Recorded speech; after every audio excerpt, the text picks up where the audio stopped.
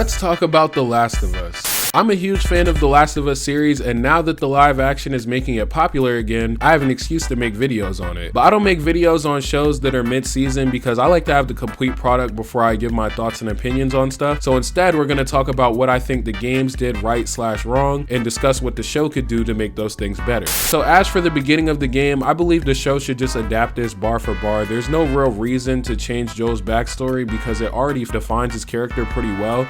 So everything from the start of the game to Sarah's death should be relatively the same. Now we're getting to the first thing I think they should change. Instead of skipping 20 years into the future, I think they should tone it down to probably about 10 or so years. It's not really that big of a change, but Joel being as capable as he is at 50 plus years old is just a little bit unrealistic.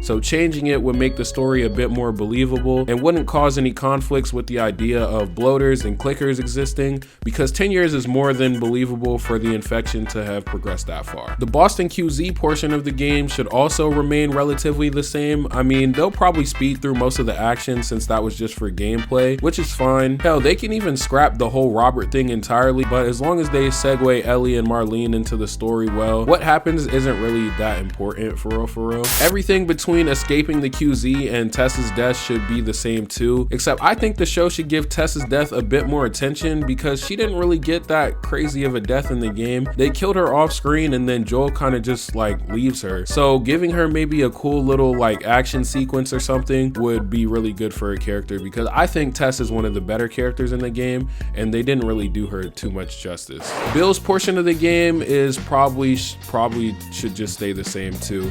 I mean, I think they should dive into Bill's backstory a bit more because he's an interesting character and the game didn't really have the liberty of going deep into his characterization, but I mean, now we're in a TV show, so they should have enough time, so why not, right? After Bill's story, we transition to the Pittsburgh part of the story where Joel and Ellie get attacked by those bandits. And a common trend in this game is the characters kind of just end up places. For example, Bill lives in Massachusetts and the next time we see them, they're in Pittsburgh, which means they made it through like all of Connecticut and all of New York and half of Pennsylvania, I think. I'm not really a geography major, but yeah, if they wanted to add some like supplementary stories, we could maybe see a bit more of their travels together. Obviously, it can't be too much for pacing's sake, but anything would be cool. As for Henry and Sam, it would be cool if their stories were a little bit more fleshed out and their deaths came a little bit later and we see Joel interact with them a bit more, because this part is really big for his character, because it's the first time we see him really remotely opening up to anyone, because at this point in the story, even he and Ellie don't really have the best relationship yet. So seeing them interact and spend a bit more time with Henry and Sam will make their deaths a bit more impactful. And we should also give more dialogue about Joel's feelings about the characters' deaths. After Tess dies, Joel tells Ellie not to talk about it, and they literally never talk about her again for the entirety of the game. And the same thing happens with Henry and Sam. So even if it's just him saying like he doesn't care about them or they were just a means to an end or anything, just have him say anything about how he feels about the characters. That would be a bit better for his characterization, I think. So now we're fast forwarding again to Tommy, and the last time we see the characters, they're in Pittsburgh and now they're in Wyoming. So they go halfway across the country and we have no idea how. So a bit more little side stories would be cool, but again, I assume they're going to want to go through part 1 relatively fast, because as everyone knows, part 2 with, you know, Ellie and Abby is probably going to be the big money maker. So anyway, Tommy's little arc is fine too. They don't really need to do anything with that either. Maybe give Joel and Tommy a bit more time together to really like solidify their relationship, but other than that, we can just kind of like let them breeze through that part. After Tommy is the part where Joel gets that rebar through his rib and Ellie has to hide him in that house, and she meets David and she finds out David is a cannibal and he kidnaps her and tries to eat her alive after essaying her.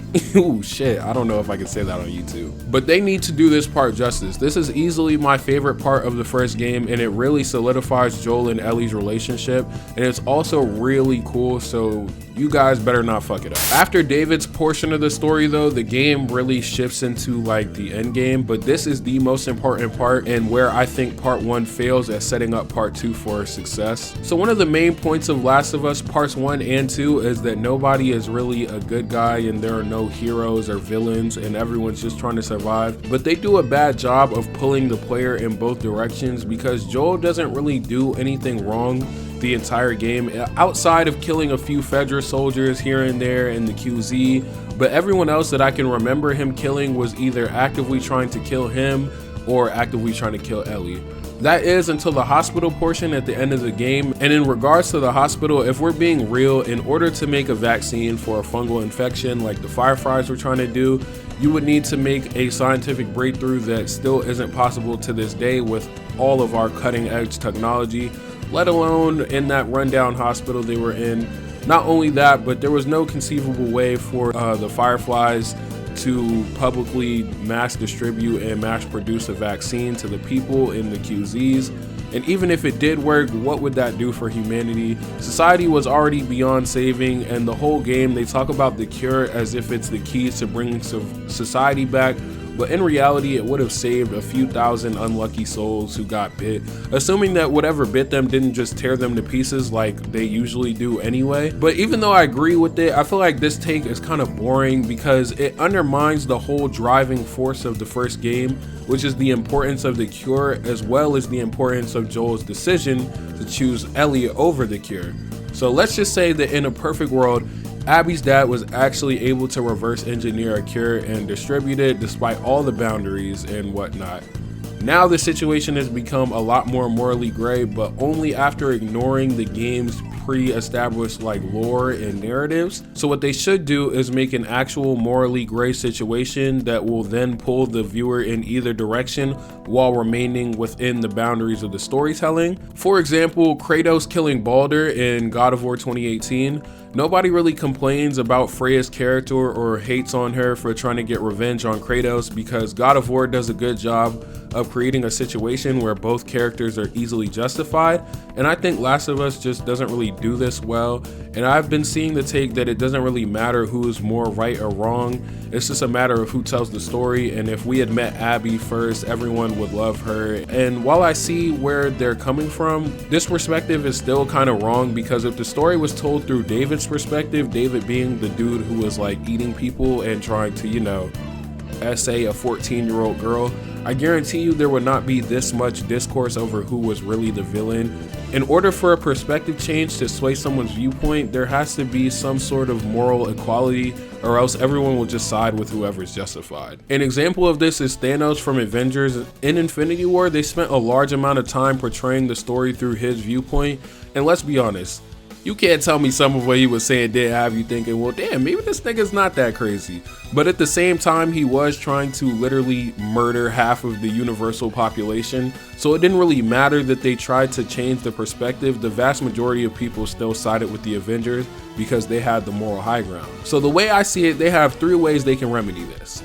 They can make Abby and her dad more likable characters, they can make Joel a less likable character, or they can do both, with both probably being the best course of action. If I had to do it, it would be something along the lines of this. The Fireflies are ready to go into procedure for making the cure, but the cure will kill Ellie just like in the original game, and they put her under without telling her that she's going to die.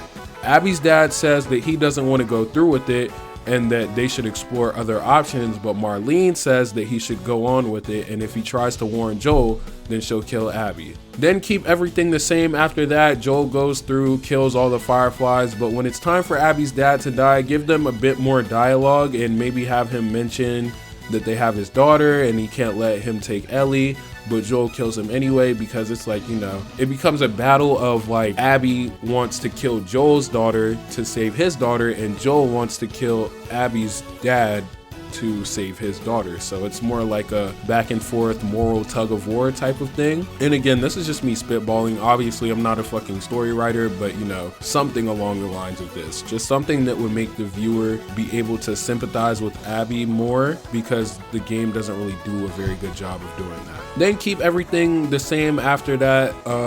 Joel will tell Ellie a lie, you know, he'll tell her that the operation was unsuccessful and there's no possibility of a cure and blah blah blah. And now in this new scenario, the morality of the situation is a bit more equalized and the circumstances of the end of the game are more realistic. Now we're finally on to Last of Us Part 2, and immediately this game needs to change. The whole point of this game is to use the power of perspective to switch the player into thinking differently by forcing them to play from a different viewpoint.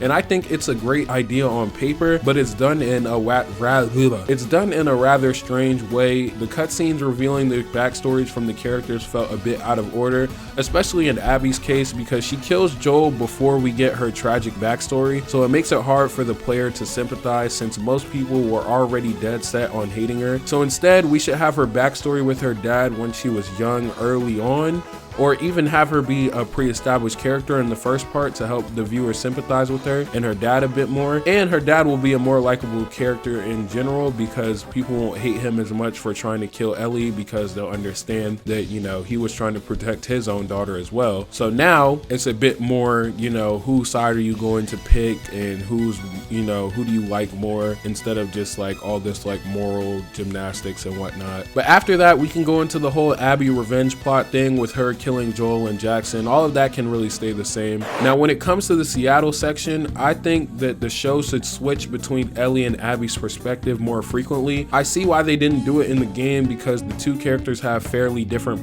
play styles, so it would kind of mess up the seamlessness of the game, but the show won't really have this problem. So instead of doing each character section all the way through, I think they should bounce between the perspectives day by day, like Abby Seattle day 1, Ellie Seattle day 1, Abby Seattle day 2, Ellie, and so on and so forth. That way the viewer is constantly bouncing between whose side they're on and who they like more, so that they can actually grapple with the question a bit more. Abby's friends should also have a little bit more characterization as well. The only ones that are really easy to sympathize with are Owen and Mel because they're the only ones who seem to even care about the situation. And I'm not saying they all need to feel sorry about what happened to Joel, seeing as how they're the ones that killed him, but they should have some sort of other character traits to make them more likable. Manny and Justin are basically just kind of pricks the entire game, and Nora almost had some characterization, but it was a little bit short-lived.